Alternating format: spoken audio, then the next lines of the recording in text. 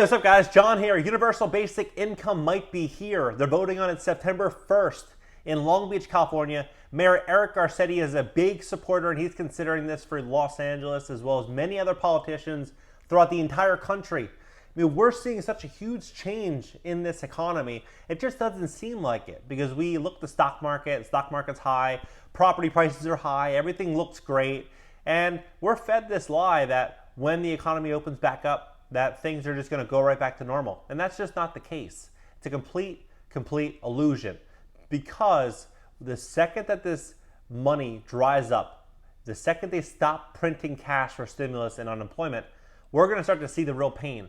But the problem is that it's not as if we're opening up tomorrow. According to Bill Gates, we're not opening up until the end of 2021, which means that we haven't seen anything yet. We have already 55 million people that have filed for unemployment with a workforce of 157 million. So 1 out of 3 people so far have filed for unemployment. You push this out another 15 months, we're going to start to see a lot of pain that's not going to be able to be corrected. It's going to be permanent job loss. We're already seeing that. But it gets worse. It gets a lot worse than that because we have automation. We have all these advancements in technology that are also going to be chewing away the job market for a lot of working class Americans. So the solution is universal basic income. There's pros and cons. We have billionaires like Elon Musk and Mark Zuckerberg and Jack Dorsey getting behind this, saying that this is the solution moving forward. We need universal basic income so people can support themselves with food and shelter. And I fully agree that there needs to be some type of guarantee for food and some type of guarantee just for basic necessities. That, I think, is a human right people should be able to eat and move forward with their life. But I'm looking at the true character and the true vision of why they're saying this. Why Zuckerberg and Jack Dorsey saying that there needs to be universal basic income?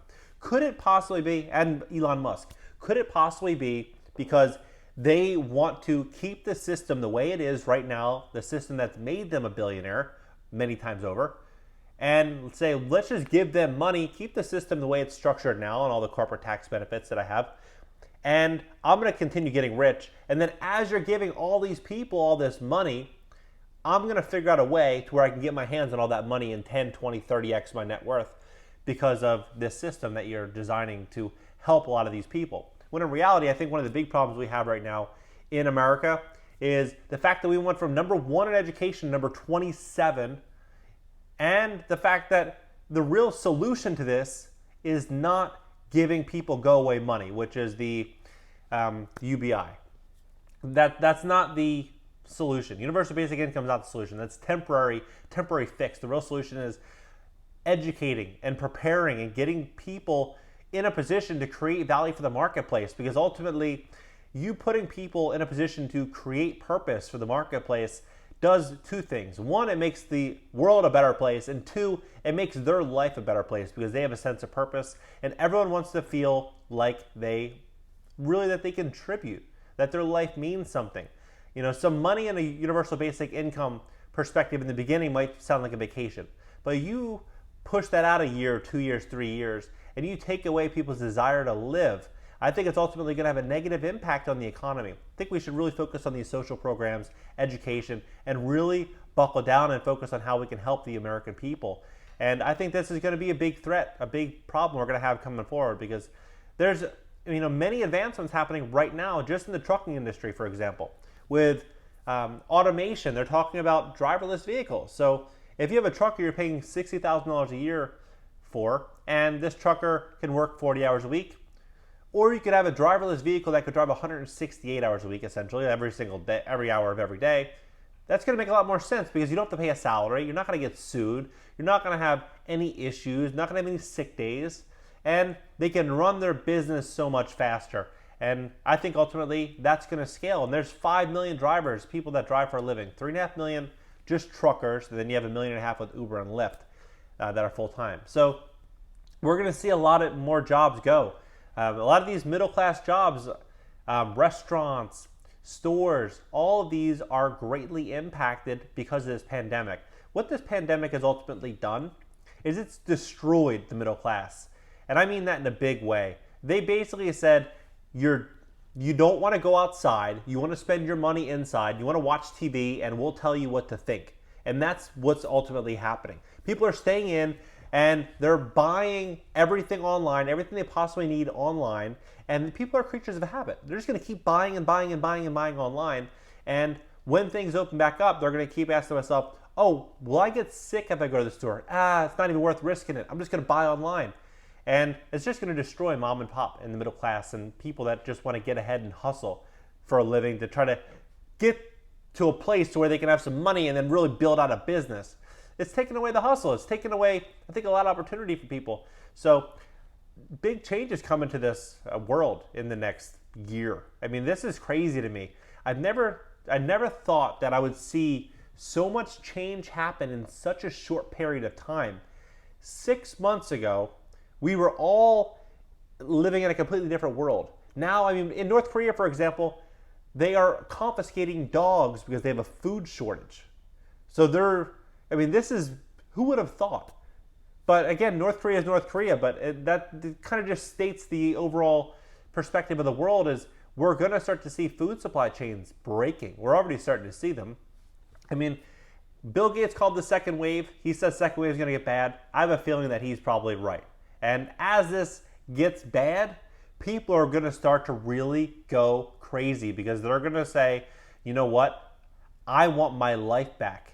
And if those stimulus checks stop rolling in and unemployment stops coming in and all this stuff stops coming in, you have elections right around the corner. You have all this division happening in this country right now, mainly through, I believe, a good reason is mainstream media. Mainstream media is pushing all this division and all this, I think, trying to divide the people. And all this craziness is happening right now in this world, and I think a universal basic income is not the overall solution. I think that go-away money is not the solution.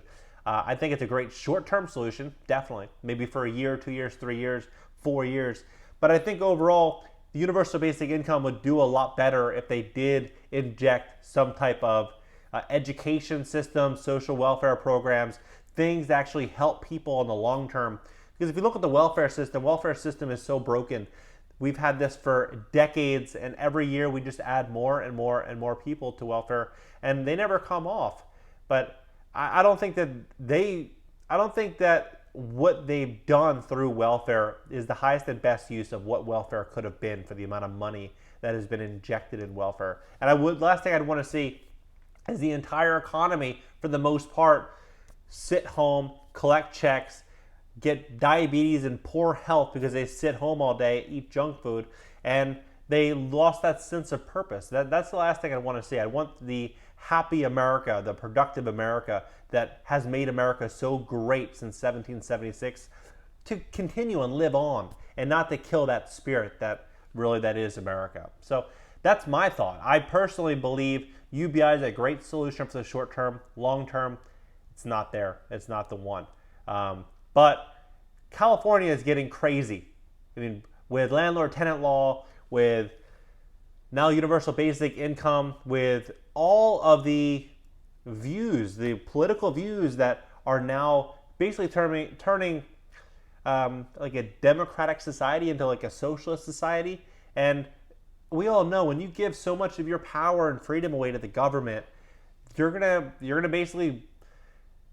to give up a lot of your freedoms. And the last thing you want to do is put yourself in a position to where they control you. And that's, I think this system right now that they're doing by putting all these people out of work is they're forcing all these millions of Americans to let them be controlled by the government and be under the thumb of the government.